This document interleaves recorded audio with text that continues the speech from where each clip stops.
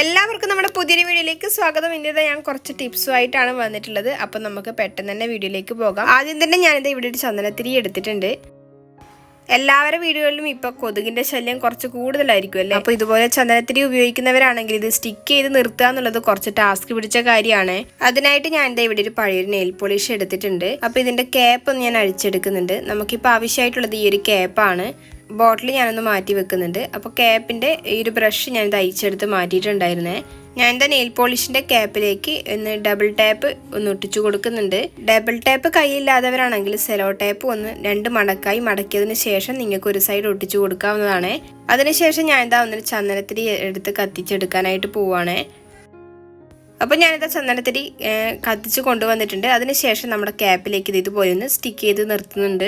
ഇനി നമുക്കിത് എവിടെയാണോ സ്റ്റിക്ക് ചെയ്ത് നിർത്തേണ്ടത് ആ സ്ഥലത്ത് നമുക്കിത് ഒട്ടിച്ചു കൊടുക്കാവുന്നതാണ്. ഞാനിതാ ഇപ്പോൾ സ്റ്റെയറിൻ്റെ ഒരു സൈഡിലായിട്ട് ഇത് ഒട്ടിച്ചു കൊടുക്കുന്നത്. അപ്പോൾ ഞാനിതാ ഇതൊന്ന് റിമൂവ് ചെയ്തെടുക്കുന്നുണ്ട്. അതിനുശേഷം നമുക്ക് സേഫായ സ്ഥലത്ത് ഇതൊന്ന് സ്റ്റിക്ക് ചെയ്ത് നിർത്താവുന്നതാണ്. അപ്പോൾ ഈ ഒരു ടിപ്സ് നിങ്ങൾക്ക് എല്ലാവർക്കും ഉപകാരപ്പെടുന്നു കരുതുന്നു. ഈ ഒരു ടിപ്സ് നിങ്ങൾക്ക് ഉപകാരപ്പെടുകയാണെങ്കിൽ കമൻറ്റ് ചെയ്ത് സപ്പോർട്ട് ചെയ്യാൻ മറക്കല്ലേ. അപ്പം നമുക്കിനി അടുത്ത ടിപ്സിലേക്ക് കടക്കാം. അതിനായിട്ട് ഞാൻ ഇതുപോലൊരു വലിയ ഉള്ളിച്ചാക്ക് എടുത്തിട്ടുണ്ട്. നമുക്കിനി ഇതൊരു പീസായിട്ട് കട്ട് ചെയ്തെടുക്കണം. അതിനായിട്ട് ഞാൻ ഒന്ന് മടക്കി വെച്ച് കൊടുക്കുന്നുണ്ട്. ഒരു സ്ക്വയർ ഷേപ്പിൽ ഞാൻ ഇതൊന്ന് മടക്കി വെച്ച് കൊടുക്കുന്നുണ്ട്. ഒട്ടും കട്ട് ചെയ്യാത്ത ചാക്കാണെങ്കിൽ നമുക്ക് പെട്ടെന്ന് തന്നെ കട്ട് ചെയ്തെടുക്കാനായിട്ട് പറ്റുമോ. ഞാനിത് മറ്റൊരു ആവശ്യത്തിനായിട്ട് കട്ട് ചെയ്തെടുത്തിട്ടുണ്ടായതാണ്. ഞാൻ ഇതൊന്ന് സ്ക്വയർ ടൈപ്പിലൊന്ന് കട്ട് ചെയ്തെടുത്തിട്ടുണ്ട്. അതിനുശേഷം ഞാൻ ഇവിടെ ഒരു ചെറിയൊരു റൗണ്ട് ഷേപ്പിലുള്ളൊരു പ്ലേറ്റ് എടുത്തിട്ടുണ്ട്. അതിനുശേഷം ഞാനിത് ഇതിൻ്റെ മുകളിലാക്കി വെച്ച് കൊടുത്തിട്ടുണ്ട്. ഇനി നമുക്കിതൊന്ന് ഈ ഒരു ഷേപ്പിൽ ഈ ചാക്കൊന്ന് കട്ട് ചെയ്തെടുക്കണേ. അപ്പം ഞാൻ ചെറിയൊരു റൗണ്ട് ഷേപ്പിൽ കട്ട് ചെയ്തെടുത്തിട്ടുണ്ട്. കറക്റ്റ് റൗണ്ട് ഷേപ്പ് ആയിട്ടില്ലെങ്കിലും ചെറിയതായിട്ടൊന്ന് റൗണ്ടായിട്ട് വന്നിട്ടുണ്ട്. അപ്പം ഇനി ഇതിൻ്റെ സൈഡൊന്ന് ഞാൻ ഇതുപോലൊരു തുണി വെച്ച് സ്റ്റിച്ച് ചെയ്യാനായിട്ട് പോവുകയാണേ.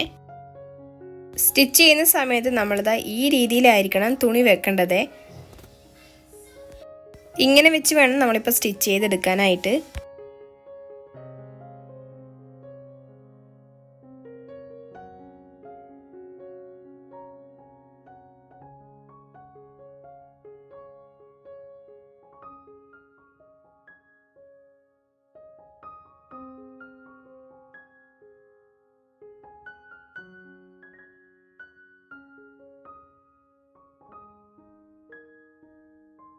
അപ്പോൾ ഞാനിത് ഈ രീതിയിലൊന്ന് സ്റ്റിച്ച് ചെയ്തെടുത്തിട്ടുണ്ട്.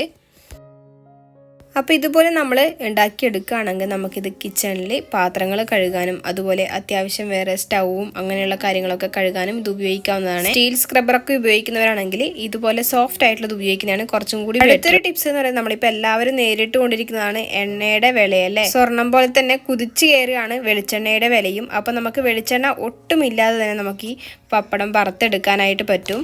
അതിനുള്ളൊരു നല്ലൊരു ടിപ്സുമായിട്ടാണ് ഞാൻ വന്നിട്ടുള്ളത്. അതിനായിട്ട് ഞാൻ ഇവിടെ കുറച്ച് പപ്പടം കയ്യിലോട്ട് എടുത്തിട്ടുണ്ട്. ഞാനിത് ട്രൈ ചെയ്ത് എനിക്ക് റിസൾട്ട് കിട്ടിയതുകൊണ്ടാണ് നിങ്ങളുമായിട്ട് ഷെയർ ചെയ്യുന്നത്. അപ്പോൾ ഞാനിത് ഇവിടെ 2 പപ്പടം എടുത്തിട്ടുണ്ട്. ഞാനിതൊന്ന് കട്ട് ചെയ്തെടുക്കാനായിട്ട് പോവാണ്. ഞാനിത് ഇവിടെ ചെറിയ പീസുകളാക്കി എടുക്കുന്നുണ്ട്.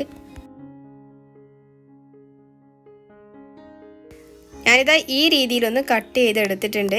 ഇനി നമ്മളിത് ഉണ്ടാക്കിയെടുക്കാനായിട്ട് പോകുന്നത് ഇതുപോലൊരു കുക്കറിലേക്കാണ്. നിങ്ങൾ എടുക്കുന്ന സമയത്ത് കുക്കർ സ്റ്റീലിൻ്റെ എടുക്കാതിരിക്കുക കേട്ടോ. അലുമിനിയത്തിൻ്റെ തന്നെ എടുക്കണം. സ്റ്റീലിൻ്റെ കുക്കർ എടുക്കുകയാണെങ്കിൽ ഇത് അടിക്ക് പിടിക്കാനുള്ള സാധ്യതയുണ്ട്. ഞാൻ ഒട്ടും എണ്ണ ഇതിലോട്ട് ആക്കിയിട്ടില്ല. അപ്പോൾ നമുക്കിതൊന്ന് വറുത്തെടുക്കുന്നത് എങ്ങനെയാണെന്ന് കാണിക്കാം. അപ്പോൾ ഞാൻ കുക്കറൊന്ന് അടുപ്പിലോട്ട് വെച്ച് കൊടുത്തിട്ടുണ്ട്. ആദ്യം തന്നെ ഫ്ലെയിം ഒന്ന് നന്നായിട്ട് കൂട്ടി വെച്ച് കൊടുക്കുന്നുണ്ട്. കുക്കറിലെ വെള്ളമൊക്കെ നന്നായിട്ട് പോയിട്ടുണ്ട്. അപ്പോൾ നമുക്ക് ഇതിലേക്ക് നമ്മൾ നേരത്തെ കട്ട് ചെയ്ത് വെച്ചിട്ടുള്ള പപ്പടങ്ങൾ മൊത്തം ഇതിലേക്ക് ഇട്ട് കൊടുക്കാവുന്നതാണ്. ഞാൻ പപ്പടങ്ങൾ മൊത്തം ഇതിലേക്ക് ഇട്ട് കൊടുത്തിട്ടുണ്ട്. ഇനി നമുക്കിത് അടിക്ക് പിടിക്കാത്ത രീതിയിൽ നന്നായിട്ട് വറുത്തെടുക്കണം. ഒട്ടും ഓയിൽ അപ്ലൈ ചെയ്യേണ്ട ആവശ്യമില്ല. ഇനിയിപ്പോൾ ഓയിലിൻ്റെ ടേസ്റ്റ് കുറച്ച് വേണമെന്നാണെങ്കിൽ നിങ്ങൾക്ക് കുറച്ച് എണ്ണ തൂക്കി കൊടുക്കാവുന്നതാണ്. ഇതുപോലെ കൈ എടുക്കാതെ എല്ലാ ഭാഗത്തും ചൂട് തട്ടുന്ന രീതിയിൽ നമ്മൾ ഇളക്കിക്കൊണ്ടേയിരിക്കണം. ഏകദേശം മൊത്തം പൊന്തി വന്നു കഴിഞ്ഞാൽ നമുക്ക് ചെറുതായിട്ട് ഫ്ലെയിം കുറച്ച് വെച്ച് കൊടുക്കാം.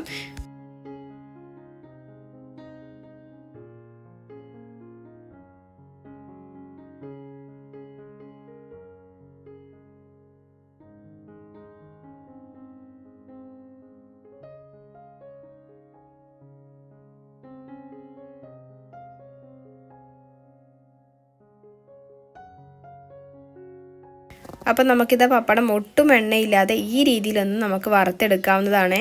പപ്പടം ഏകദേശം കുക്കായി കഴിഞ്ഞാൽ ഫ്ലെയിം ലോ ഫ്ലെയിമിലേക്ക് മാറ്റാൻ മറക്കരുത്, അല്ലെങ്കിൽ പെട്ടെന്ന് കരിഞ്ഞു പോകാനുള്ള സാധ്യതയുണ്ട്. ഇനി ഇത് നമ്മുടെ പപ്പടം ഞാനൊരു പ്ലേറ്റിലേക്ക് തട്ടി മാറ്റി കൊടുക്കുന്നുണ്ട്. അപ്പം നമുക്കിത് ഇതുപോലെ നമുക്ക് വറുത്തെടുക്കാനായിട്ട് പറ്റും.